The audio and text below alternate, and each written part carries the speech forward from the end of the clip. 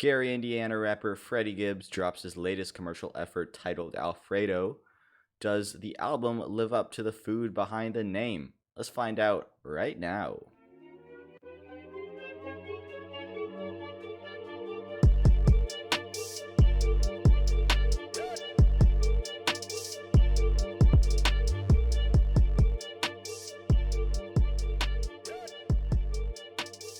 Alright, welcome back, ladies and gents, to The Mantra.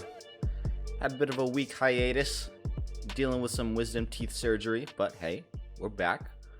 We're all good. If you guys are watching live on YouTube, you can check out the Baby Yoda sweatshirt I got on right now. Shout out Baby Yoda. If you guys have not watched The Mandalorian, great show. By the way, if you have not checked out our YouTube, you can do so by going to our Twitter at The Mantra Pod. Link to our YouTube is in the bio. You can check out the studio setup that I record in. If that's more your shindig than it is just listening, but I don't care. Any platform is perfect for you. Also check out the Twitter, as I mentioned, at the Mantra Pod. You can try searching for our channel on YouTube, at just the Mantra, but it's hard to show up right now just because we don't have a lot of subscribers. But hey, in the future, we'll be verified and big time. So today we are talking about Freddie Gibbs, Alfredo. Freddie Gibbs, rapper from Gary, Indiana, one of the most struggling cities in the United States, actually. If you look at poverty and crime rates, that city is not doing too hot. I used to live in Indiana, and near Indianapolis. Drive through there maybe once or twice a year when headed over to Chicago for like a weekend trip or something.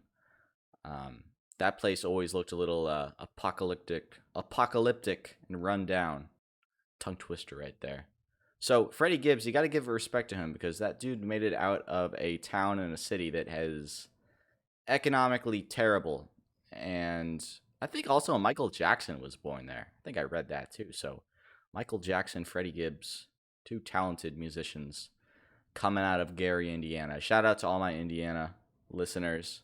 You guys are watching on YouTube, you can check out the Pacers Cup guy right here. Shout out my Pacers. NBA coming back soon. I'm excited. Who else is excited?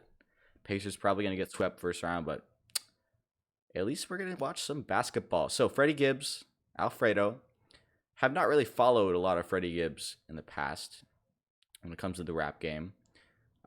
When this album was being talked about initially, it was because they dropped a track. He dropped a single, 1985, which is the first track off this record, which I enjoy. I'll talk about that in a second once I delve into the tracks. That dropped on a Wednesday, I believe, and then people are speculating, is that going to mean the album's dropping on the Friday, which is in 2 days from now? Because I don't think he mentioned anything about it beforehand, but it did end up dropping on that Friday, same day as Lil Yachty's Lil Boat 3. You guys can check out my thoughts on that previous episode of The Mantra. But Alfredo is solid, very good, one of the better rap albums of the year so far. And just giving my kind of like my baseline thoughts behind this album, my initial impressions after listening. So there's not really a defined style to Freddie Gibbs. Some people, I've read Pitchfork and a few other music critical centric sites say that he's a little boom bop focused, but Freddie Gibbs has said himself in interviews that he is not a boom bap rapper. He's a boom bap, whatever you want to call it. He has his own style, and I'd say that's fairly accurate. But a lot of these beats are kind of like boom bap type beats. It's definitely got Alfredo, at least, has got a lot of elements of soul and jazz pushed into it. There's also a lot of samples on this album. Only 10 songs, but a lot of old TV shows, some old R&B tracks that just, I don't know, find themselves interlaced into the outros and intros, and even like the instrumentals of this track. There's two tracks on this album that feature a sample from an older song, R&B song, that are made use of which are done all right. Not my most preferable tracks. But anyway, going off of that, I want to give a little background into Freddie Gibbs' discography. And I don't really have any. So that was a little bit of a phony statement. But album he came up before this was Bandana. And Bandana, I listened to a few of the tracks off of that, and I enjoyed them. In fact, if I could pull them up on Spotify right now, Bandana was also given high critical acclaim uh, when it came out. I believe Pitchfork gave it around an 8. Freddie Gibbs has not really missed when I look back at all the critical reception from his past records, but Bandana was one of the more higher up ones. A few tracks that I liked were Half Man, Half Cocaine, Crime Pays, and Flat Tummy Tea. All solid. But when we look at Alfredo's just got like a sound to it that I think Bandana was a little more. I don't know.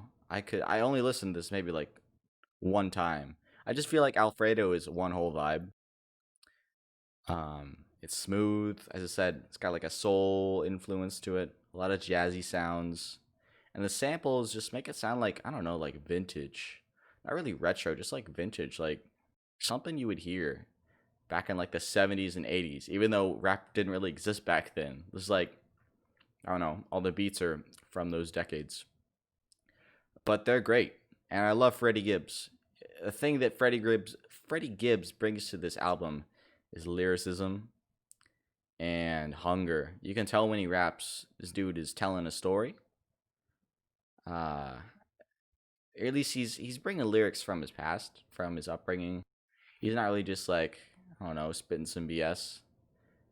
He puts his heart into every track. I'd say for the most part on this album, and just overall from the little bit I've dug into his previous stuff. So 1985 intro track starts with a sample of some speech and some beatboxing. Interesting sample. But it leads into a nice little electric guitar sample slash usage for the instrumental. We got some slower paced percussion. This track is nice. The lyrics on it are there's an interesting lyric on here which I think is not really interesting. Good lyric, creative lyric, where he says, "Michael Jordan, 1985, bitch. I travel with a cocaine circus," which is I don't know if he recorded this before the Last Dance documentary came out, but Michael Jordan referenced near his rookie season he walked into a Bulls party and there were a bunch of drugs going on, and he just pieced out of there. So if that's a call out to the Last Dance, it's a good little pop culture reference, keeping up with the times, Freddie Gibbs. And if he referenced that without even seeing the Last Dance, even more impressive. Having the knowledge of the old school primetime Bulls. As I mentioned, Freddie sounds hungry on this track.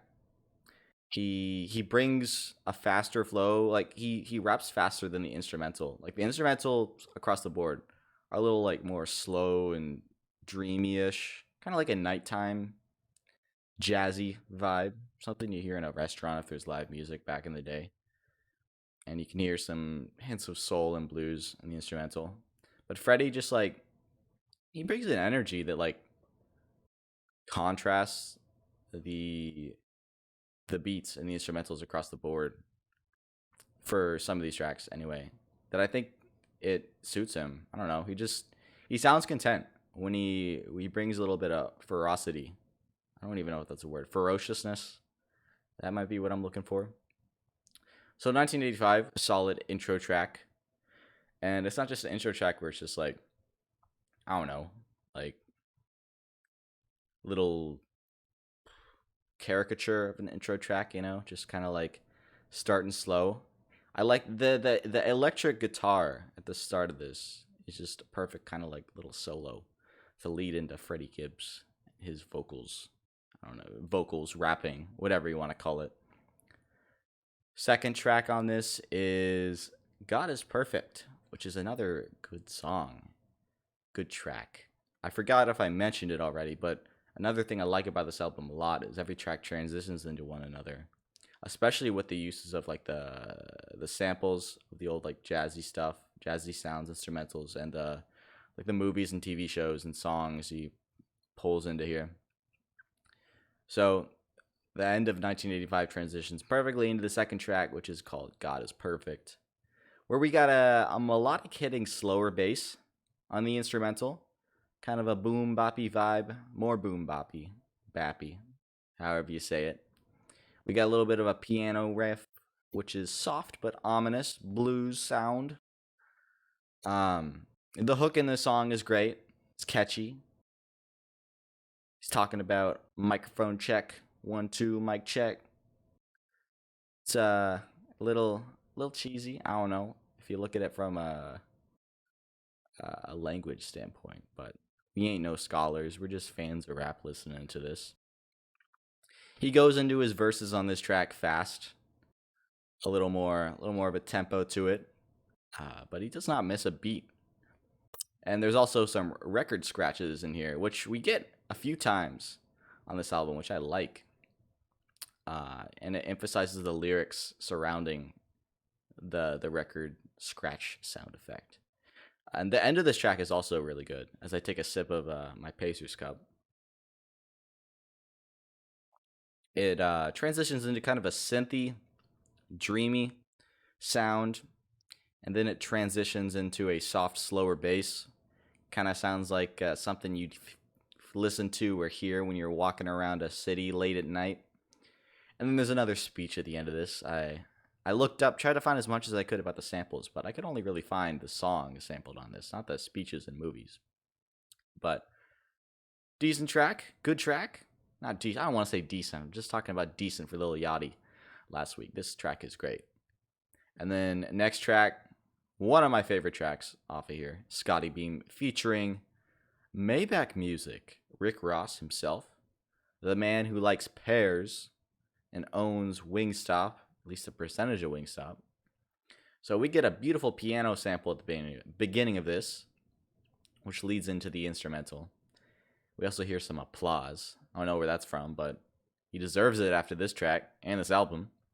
The first 2 bars of this track are so politically relevant right now, which are hilarious because the political relevancy sprouted out after this album dropped. So, first 2 lyrics are, yeah, the revolution is the genocide. Look, your execution will be televised. And right now, there's pretty much a revolution going on when it comes to finally America confronting the injustices of racism and police brutality. You guys, I encourage you to get involved, especially my white listeners. Black Lives Matter is such an important thing right now, and you should not be ignoring it. Get educated, make change, and you can go to just Google Black Lives Matter, how to get involved. There's a ton of resources. Donate to the cause and educate people who have not spoken out, because you got to get involved, vote, register to vote, do everything you can right now. So going back to the lyrics, the revolution is the genocide. It's talking about police brutality right now. A lot of the peaceful protests going on, people getting shot, beaten by police and military type folks who are kind of patrolling the streets right now. Your execution will be televised. Just a nice lyric. I'm sure he was referencing something similar to what it actually came to like more meaningfully reference. We've had some people holding signs with these lyrics at the protests I've been seeing on Twitter and Instagram. Freddie Gibbs posted about that, so that's pretty cool. You can also buy a shirt on Freddie's Alfredo merch site, which is alfredo.restaurant. Type that into your browser or phone browser, and you can buy a shirt that says my execution will be televised, and then all the proceeds are being donated to the victims of African Americans who've been killed by police brutality, the families of the victims anyway. So back to this track, the piano on the instrumental is amazing. We hear a little bit of a trumpet in the back, which is great. Freddie sounds hungry. He's got that energy on a chill beat, which is such an amazing feature about this album. He talks about being a thug with exotic dreams. Thought that was a funny lyric. Solid though. And then there's a little bit of a bridge sample where he hears some singing right before Rick Ross comes in, and hearing Maybach, however you want to say, Maybach music on this track, the producer tag, the whatever you want to call it, it's amazing. Just fits the vibe. And then Rick Ross comes in sounding like he's sitting in a sauna rapping this, just so laid back, into it. He's not like a track like Bugatti. He's just spitting bars, staying calm. And we got some saxophone coming in behind Rick Ross on his verse on the instrumental, which is amazing. There's a lyric about Gianna and Kobe Bryant, paying respect to them, which I appreciate. R.I.P. And then we get a little bit of electric guitar at the end, which is nice. And saxophone as well. And then the beat slows down at the end, kind of like fading outwards to a stop, and also fading into the next song. But this track is just the instrumental and the piano is so smooth and nice. And just the energy Freddie brings, and then the smoothness that Rick Ross brings. It's just buttery, smooth, and amazing. So next song, probably my least favorite song off this album. I just think the instrumental uses...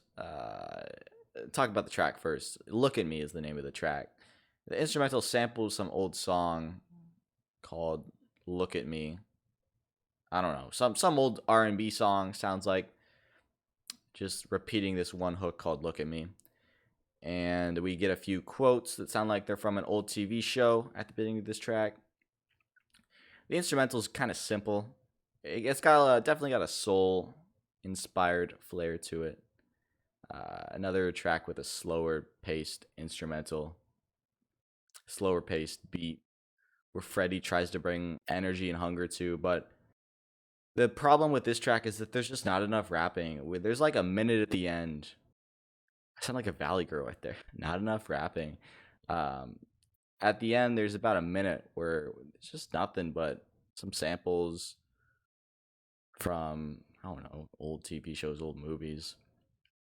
And nothing too special on the beat.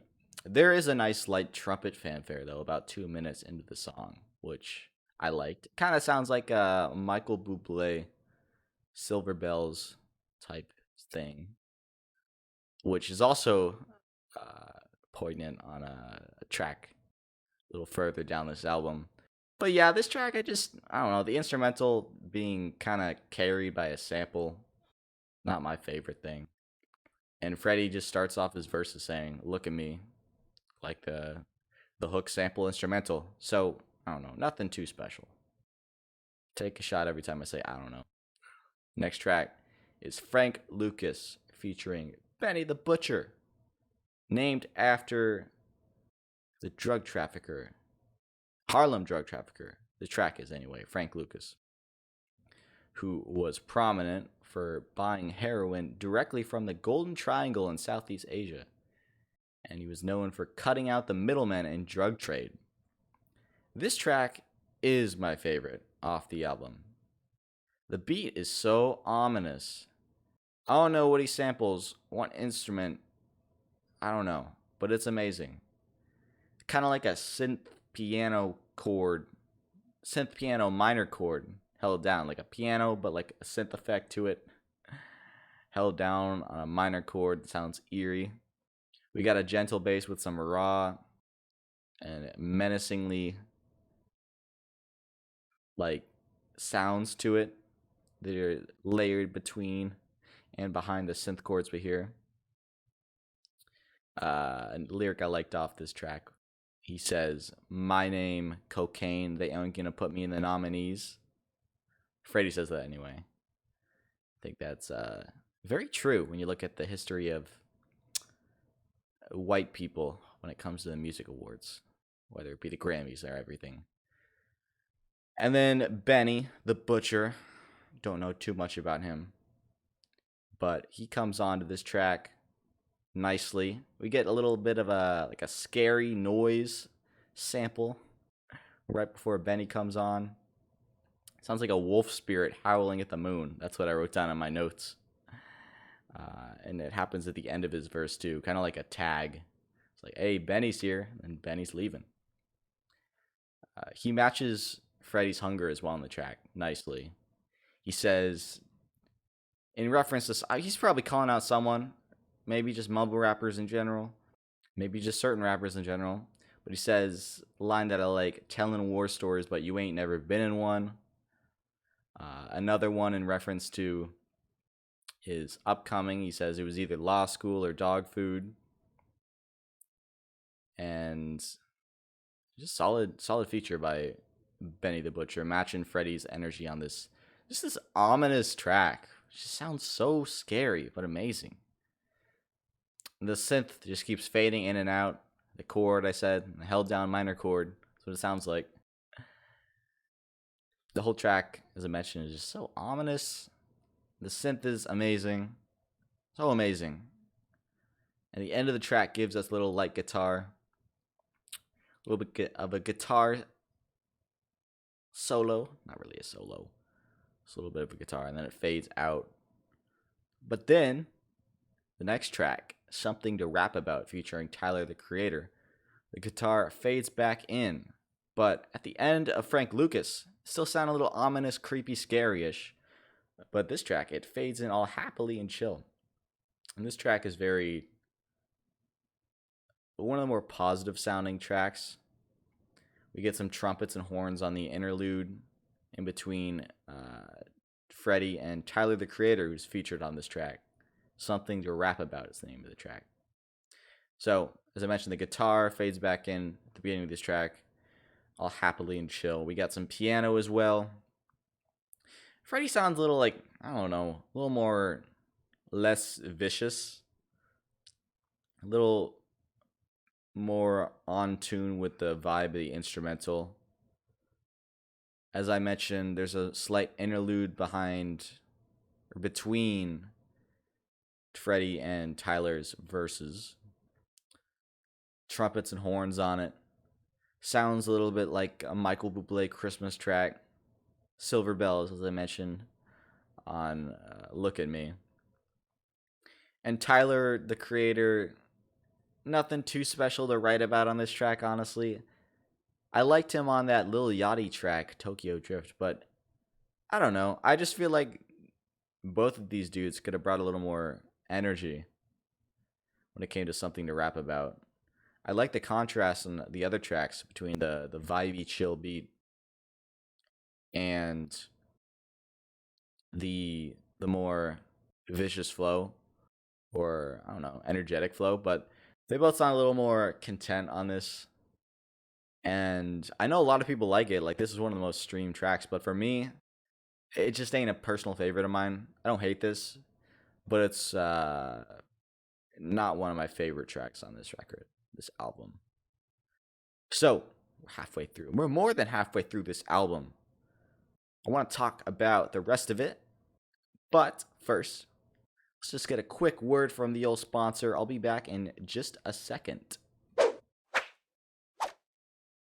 All right, we're back. We're talking still about Alfredo, which so far is living up to the food behind the album name, by Freddie Gibbs. So, track 6, Baby Shit, with a $sign on the S. Solid track. We got sample horns on the instrumental, with a faster paced bass on this beat, with a raw sounding percussion rhythm to it as well, which is nice. Freddie's a little more faster on this track when it comes to the spitting, the flow. The horns kind of like breathe in and out on this track, which I like too. Solid feature of it. The production across the board, the instruments, all the sounds used across Alfredo are just amazing. They all fit the jazzy soul vibe to it. It's like you're walking around downtown New Orleans back in the 1990s. But it's like 2 a.m. and there's no partying going on. Everyone's just vibing and playing some jazz. Then we hear some bass guitar at the end, which fades in. with a sample from some old mob movie or something. I don't know, some guy talking about Harlem in a New York accent. You guys who are all educated about that stuff are gonna have to educate me on what I need to know when it comes to old mob movies, because I've barely watched any of The Godfather. Anything besides that is just like speaking Greek to me, if you talk about it. So next track features Conway the Machine, called Babies and Fools. I like this track. The lyrics are very focused. Conway and Freddie are both talking about their first loves on this track when it comes to whether it be selling drugs, trapping, playing Madden, writing bars, compared to their nowadays loves, per se. How they have to deal with real love, whether it be their baby mamas, relationship issues, stuff like that. Lyrics are focused around that. So they went from babies having all fun to fools being screwed around with real love. That's what I got from it, looking up the lyrics and everything. Could be wrong, but I'm a genius, so take my word. So we got another jazz-inspired instrumental on this track. A little bit of saxophone in the background. I love the saxophone across the board. It's not super prominent on this record, this album, but it's great when it comes in. Got sax coming in time to time in the back of this beat. We got another record scratching effect, sound effect, used a few times across this track. It's nice. It fits the chill vibe of this instrumental. We got some R&B sounding song on this track, this cut. It's sampled throughout the song. Conway comes on smoothly. Conway the Machine, another rapper I don't know too much about. I believe he was on Bandana, another recent album of Freddie's. But he sounds very similar and stylistically and flowically. Just made up that word, flowically. Lyricism is nice and it just sounds effortless. Like across the board, when Freddie's spitting, Rick Ross, Benny, Tyler, and Conway, all of them just, I don't know, they're just talking from the heart, talking about their lives, and they make complex lyricism. They take it down to a T. They tune it down to a T. Is that the cliche? I don't know. But this track I do enjoy. Do enjoy a lot. So, next track is Skinny Suge. Skinny Shug. I think it's Skinny Shug, not Suge. Skinny Shug, track 9, is a track which features, the track name anyway, is Freddie's alter ego. On Twitter, I believe his profile name is Skinny Shug. So, if you follow him on Twitter, you get the reference. Skinny Shug is the skinnier version of Suge Knight, according to the lore behind Freddie Gibbs' nickname that I could find online. Suge Knight was known for his violent ways. I believe he helped break a member of NWA out of prison. I read that on Genius somewhere. I don't even know where I get this information, but it's interesting. I don't know, finding out about where his nickname came from. So we got some bass riffs in the back of this track, which are nice. The percussion is raw. It sounds clean. There's not too much percussion across this album, but when it's used brilliantly, along with a lot of the elements of this Alfredo album. So, as I mentioned, bass riffs, raw percussion, gentle but effective. And the thing about not having a hard-hitting bass across the board is it helps you focus on Freddie's hunger and lyricism when it comes to his flow and the art of his wordplay, I guess. He mentions on this track about how he made it out of selling drugs, living by the cold, Lord Gave Me the Strength. A few lyrics along that tune. Skinny Shug. He battled through the violence, the pain, and the darkness of Gary, Indiana. All the trapping and everything, but he made it out solidly into a successful rap career and a successful album, Alfredo. Oh my goodness. As we move into the last track on this, All Glass. We got an eclectic preaching organ riff type beat in the back of this. A sample. Sounds like something straight out of a Sunday service. With some more old school raw sounding percussion on the instrumental. The bass is gentle. Lets his rapping stand out. The organ is prominent in the sample and the instrumental, as I mentioned. I like it. Sounds like kind of like an energetic Sunday service. Like the end of it. Like someone's preaching. We're hearing an organ. And it's all leading to a finale. Which is great. There's a little more references to his trapping days back in Gary, Indiana. Lyric I wrote down, stuck out for me, said, "Back away from the scales, snakes move in the tall grass." And then we hear glass shattering at the end. Could be reference to bullets being shot. Because, I don't know, dealing drugs, don't have any experience with it, but I'm sure there can be some violence involved when things go awry. I don't know. And then we hear a Breaking Bad sample as well at the end. A little bit of Walter White for you, which I still need to check out. Breaking Bad, I am ashamed that I call myself a TV and film fan, and I have not watched Breaking Bad. Shame on me. So this album overall is just so done well. So well done. So done well. I mentioned it when it comes to his lyricism, but it just sounds so effortless. It feels like Freddie Gibbs could churn out 20 of these albums, without a doubt. Only really 2 tracks that I didn't love. I still like them. Something to Rap About with Tyler, the creator, and Look at Me, just because of the sample and instrumental on that track. Didn't really love it that much. But every track on here is above a 7 out of 10 for me. And I'd have to give the whole album, tallying it up, looking at all the scores, 8.3 out of 10. Definitely a leader for me, unless I'm forgetting something, in the album of the year, rap album of the year consideration. I'd say album of the year consideration too. I mean, I haven't really listened to anything else besides rap so far this year. So 8.3 out of 10 for Alfredo.